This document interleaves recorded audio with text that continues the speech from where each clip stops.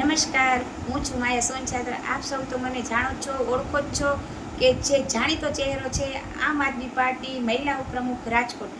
આજે હું રાજીનામું આપું છું, કારણ કે આ પાર્ટીને દગો કરવા સિવાય બીજું કંઈ આવડતું જ નથી। કારણ કે અમારી જે જૂની અમારું એક ફેમિલી કહેવાય, આ પાર્ટીની અંદર 20 થી 25 જણાનું ગ્રુપ કે જેમણે આ પાર્ટી માટે લોહી રેડ્યું છે। અને જ્યારે પણ પાર્ટી બાબતે કોઈ પણ વાત હોય તો અમે એક પાયાના પથ્થર થઈને ઊભ્યા છે। અને ત્યારે કે જ્યારે એને જરૂર પડી છે ત્યારે અમે ઊભા રહ્યા છે। તો આજે અમારે જે એ લોકો કહે છે કે નવા ચહેરાને તક આપવી જોઈએ, તો આ લોકો જ્યારે અમે કામ કરતા, બધા કાર્ય કરતા અમારા જૂના, ત્યારે આ લોકો એમ કહેતા કે તમે જ્યારે ચૂંટણી લડશો ત્યારે અમે તમારી પાછળ ખર્ચો કરશું, ચૂંટણી લક્ષી કે કોઈ પણ જાતનો ખર્ચો હશે એ અમે ભોગવશું। આજે છેલ્લા 4.5 વર્ષ થયા અમને એક જ વાત કરવામાં આવતી કે તમારી અમે જે કાંઈ ખર્ચો થશે એ ભોગવશો। અને એન્ડ મુમેન્ટ ઉપર એ લોકોએ નવા ચહેરાને ઊભા રાખી દીધા અને જૂના ચહેરાને સાઈડ કરી દીધા। જેમ કે આપણે કહીએ છીએ કે નવા ચહેરાની વાત આવે છે ત્યારે એ લોકો એમ કહે છે કે ચૂંટણી લક્ષી એ લોકો ખર્ચો કરી શકે છે, તમે કરી શકશો। તો આજ સુધી અમને એક જ વાત કહેવામાં આવતી હતી કે ચૂંટણી આવશે ત્યારે આપણે જોઈ લેશું અને ખર્ચા વિશે વિચારી લેશું। ત્યારે એ લોકો ખર્ચો કરવા પણ તૈયાર હતા, પણ જ્યારે આ નવા ચહેરા આવ્યા ત્યારે એ લોકોએ અમને સાઈડમાં કરી દીધા। ભલે ટિકિટની વાત પછી, પણ તમે જે આ ઉમેદવાર ઊભા રાખ્યા છે તેનું ગ્રેજ્યુએશન જુઓ, એજ્યુકેશન તો જુઓ કે નથી એની પાસે કોઈ એજ્યુકેશન, નથી એની કોઈ બેકગ્રાઉન્ડ, નથી ઘરના મકાન, નથી કોઈ પ્રોપર્ટી કે નથી કોઈ વાત। તો એવા લોકોને આ લોકોએ ચૂંટણીમાં ઊભા રાખી દીધા। તો વિચાર કરો જનતાનું ભવિષ્ય શું આમાં। અને રહી વાત ભાજપની, તો હું તો એટલું કહીશ કે ભાજપે જે કાર્ય કર્યા ને એ આ પાર્ટી નહીં કરે। આ પાર્ટીનો વિશ્વાસ કરતા નહીં, કારણ કે જો રાજુભાઈ કરપડા જ છે, તમને બધાને ખબર જ છે કે રાજુભાઈ 3 મહિના જેલવાસ કાઢીને આવ્યા છે। અને રાજુભાઈની જ્યારે વાત આવી તો હું એટલું કહીશ કે રાજુભાઈએ જે લોહી રેડ્યું ને એ અમને ખબર છે, જે અમારા કાર્યકર્તા છે ને એને ખબર છે કે રાજુભાઈ આ પાર્ટી માટે શું નથી કર્યું। હવે વિચાર કરો કે જો રાજુભાઈની આ દુર્દશા થતી હોય તો સામાન્ય જનતાની શું થશે।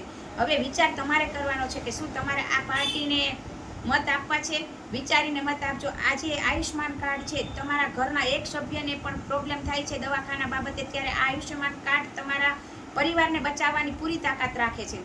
તો એમ્સ હોસ્પિટલ છે, સ્કૂલ છે, ઘણા એવા કાર્યો છે કે જે ભાજપના વિકાસમાં આવે છે।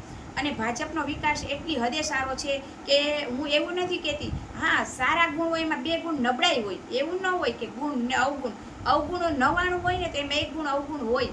આ તો એની સામે 99 સારા ગુણ છે કે જેને આપણી જિંદગી બચાવી છે। જે આયુષ્યમાન કાર્ડ આપણે કહીએ છીએ કે મોટી હોસ્પિટલનું પગથિયું ચડવું સામાન્ય માણસ માટે ચડવું મુશ્કેલ હોય છે, ત્યાં આયુષ્યમાન કાર્ડ ખાલી તમે જઈને બતાવો છો ને ત્યાં તમારા ઓપરેશનની સારવાર થવા માંડે છે, પછી બધી પ્રોસિજર થાય છે।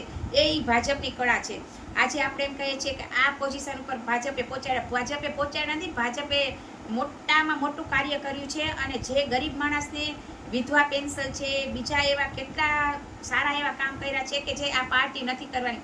આ પાર્ટીને ખાલી એટલું જ છે અમે આમ કરીએ તેમ કરીએ, ના આ લોકો પાસે મીઠી વાણી તો છે પણ ગદ્દારી એના કરતાં 99% છે।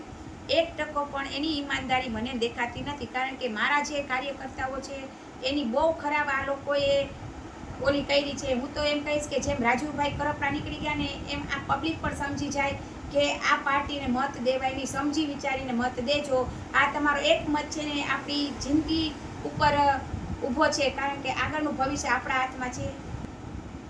હજી હું બીજી વાર એક ફેરી આ જનતાને જણાવવા માંગીશ કે મારી રાજીનામું દેવાનું કારણ એક જ છે કે આ પાર્ટીની ગદ્દારી એટલે 110%ની ગદ્દારી। જ્યારે એ લોકો કોઈ પણ વ્યક્તિને, લેડીઝ હોય કે જેન્ટ્સ હોય, એની સાથે ગદ્દારી કરવી ને એટલે સામાન્ય વાત છે। હવે વિચારવાનું તમારે છે કે મત કોને દેવો। હું તો એમ કહીશ કે આપણું ભવિષ્ય છે ને આ લોકોને કોઈ રસ જ નથી, એને બસ એક જ છે કે કોણ આ કામ કરે છે, કોણ એની ઓલી કરે છે। વિચાર તો કરો તમે, 4 દિવસમાં જે માણસ આવ્યો જેને આ પાર્ટીની વિશે કંઈ ખબર નથી, એને ટિકિટ આપી છે, એને રોડની ખબર નથી કે કયો વોર્ડ ક્યાં આવ્યો, એને પાર્ટી આપી છે, શું આનું ભવિષ્ય છે દેશનું? કાંઈ નથી। એટલે મહેરબાની કરીને મત સમજી વિચારીને દેજો। અને મારી તો પ્રાર્થના છે કે આ પાર્ટીનો વિશ્વાસ ન કરતા। જય હિન્દ, જય ભારત।